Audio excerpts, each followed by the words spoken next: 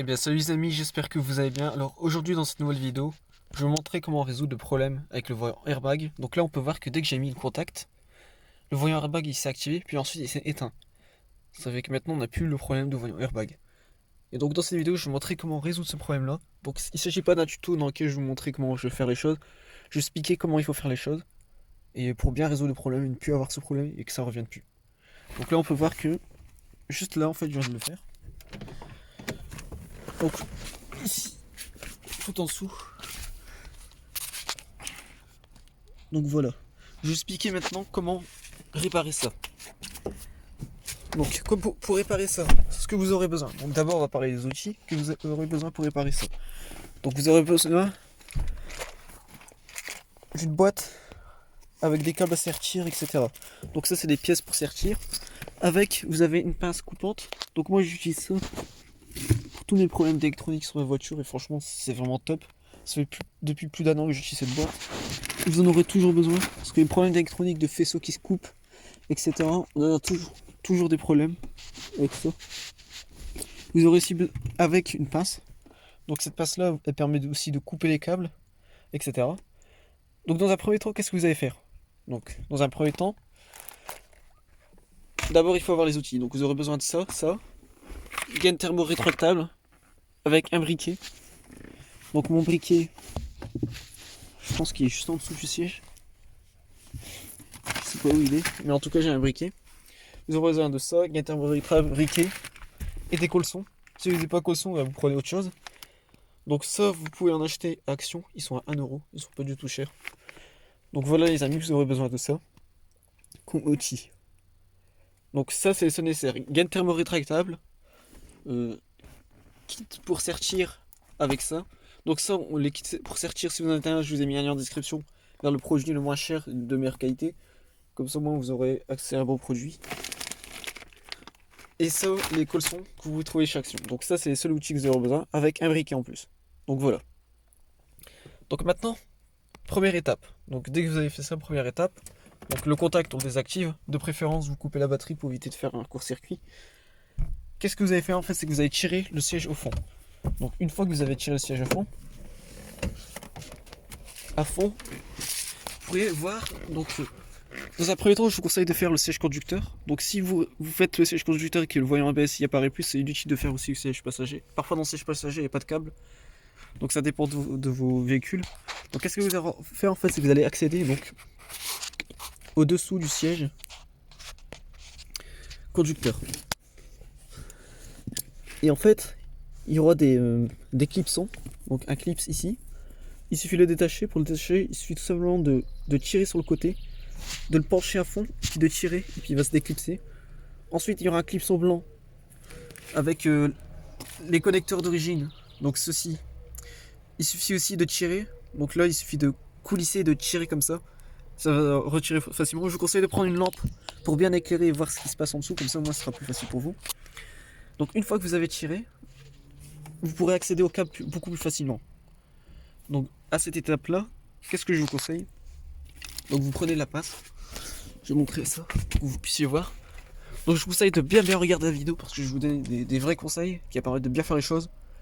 Vraiment, il y a des choses qui sont ultra précises, il faut bien les faire, sinon votre montage il va pas tenir dans le temps et vous allez avoir ce problème-là. Donc qu'est-ce que vous avez fait en fait? C'est que vous avez coupé au ras. Donc vous coupez au ras, ici. Tac tac.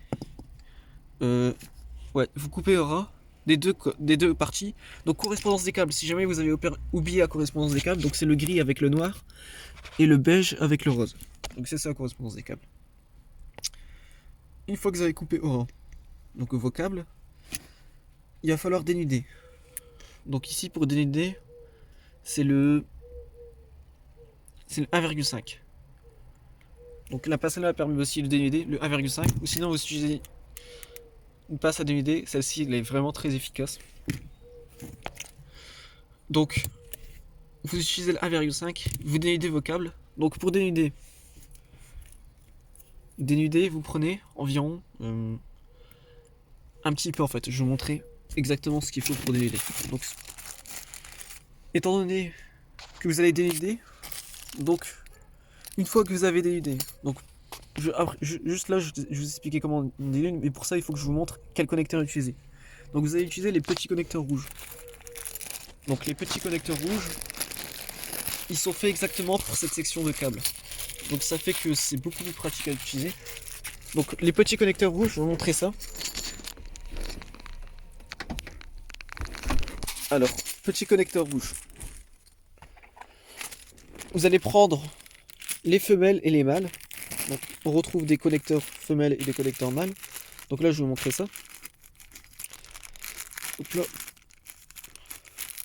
Oh, excusez-moi, c'est galère à tirer le sachet et puis en même temps prendre des connecteurs. Donc, voilà. Donc on a ça.